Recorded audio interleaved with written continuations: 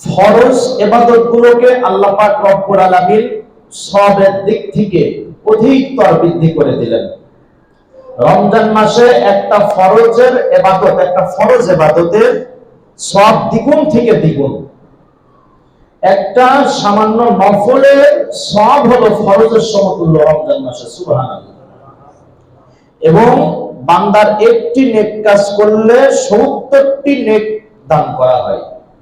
অন্যান্য মাসে একটা নেকের কাজ করলে একটা নেকি দান করা হয়, রমজান মাসে একটা নেকের কাজ করলে 70টি নেকি দান করা হয়। রমজান মাসে 70টি নেকির নিয়তের উপরে ভিত্তি করে 70 থেকে 700 গুণে বৃদ্ধি করে দেওয়া হয় বান্দার। এত নিয়ামত, এত ফজিলত দেওয়ার পরেও যদি আমরা তাকওয়া অর্জন না করতে পারি, আল্লাহ পাক রব্বুল আলামিন বলেন, বান্দা তোমার রোজা, অন্যান্য মাসের রোজা আর রমজানের রোজা আকাশ পাতাল পার্থক্য। রমজানে যদি একটা রোজা ভঙ্গ করতে হয়, কয়টা রোজা করা লাগে? 70টা। দেখি আপনারা বলেন তো দেখি। 7টা 60, মাশাআল্লাহ। তাহলে একটা রোজা যদি যে সমস্ত বিধান অনুযায়ী যে এই কারণ দেখা গেলে রোজা ভাঙা জায়েজ আছে, সেই বিধান বাদে ইচ্ছাকৃতভাবে যদি কোনো ব্যক্তি একটা রোজা লঙ্ঘন করে ভেঙে দেয়, যা না রাখে, তাহলে কয়টা রোজা রাখতে হবে? কাজা 60টা হলো কাফারা, একটা হলো কাজা। তো এই রোজার কত ফজিলত থাকলে একটা রোজা ভাঙলে 60টা রোজা করতে হয়, কত ফজিলত থাকে।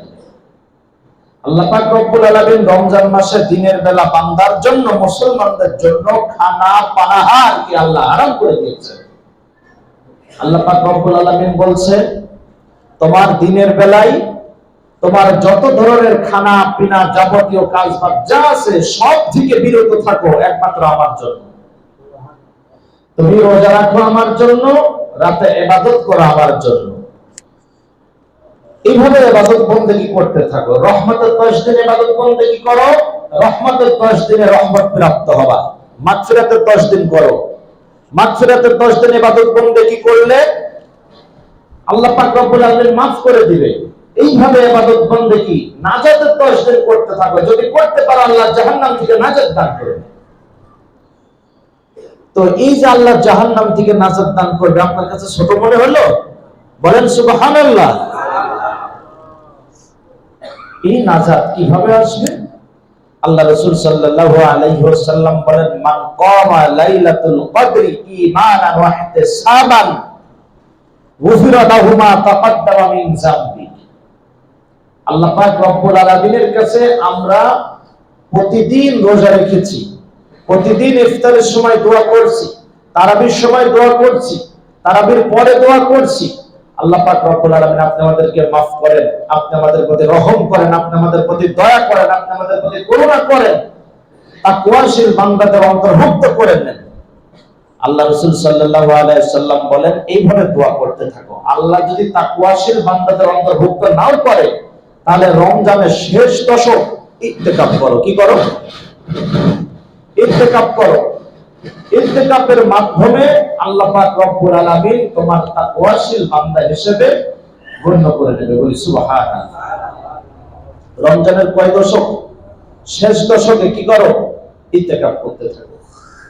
ইতিকাফকারী ব্যক্তির থেকে জাহান্নাম এত দূরে অবস্থান করে, হাদিস শরীফের ভিতরে আছে 3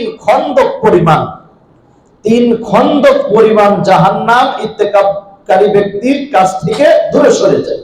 সুবহানাল্লাহ। ইতিকাফকারী ব্যক্তিকে আল্লাহ পাক রব্বুল আলামিন নিজে পছন্দ করেন। সুবহানাল্লাহ। কোন মসজিদের মহল্লায় যদি কোনো ব্যক্তি ইতিকাফ না করে, গোটা মহল্লাবাসী গজবের ভিতরে, আল্লাহর লানতের ভিতরে পতিত হয়।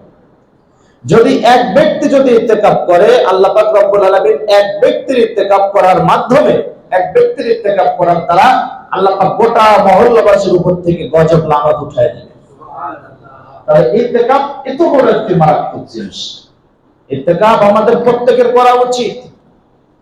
আমরা রমজান আসলে ব্যবসার জন্য পাগল হয়ে যাই। আল্লাহ পাক রব্বুল আলামিন রমজান আসলে ছাড় দেয় বান্দার। যে আমি বান্দা ছেড়ে দিলাম, কত দান করতে পারো রমজানে করো, কত ইবাদত করতে পারো রমজানে করো, কত সদকা করতে পারো রমজানে করো। আর আমরা রমজান আসলে চিন্তা করি রমজান আসছে, এই রমজানে ব্যবসা করে নেবে, রমজান আসছে যত পারি এই রমজানে নিজেকে কি করব। আল্লাহ পাক রব্বুল আলামিন বলে রমজান আসছে সদকা করো, আমরা মন দ্বারা চিন্তা করি রমজান আসছে ব্যবসা করো। আল্লাহ বলছেন রমজান আসছে ইবাদতের পরিমাণ বাড়ায় দাও, আমরা চিন্তা করি রোজা থেকে আমরা শরীর অলস হয়ে গিয়েছে, আমরা পরিশ্রম করব না, আমরা একটু আরাম করি।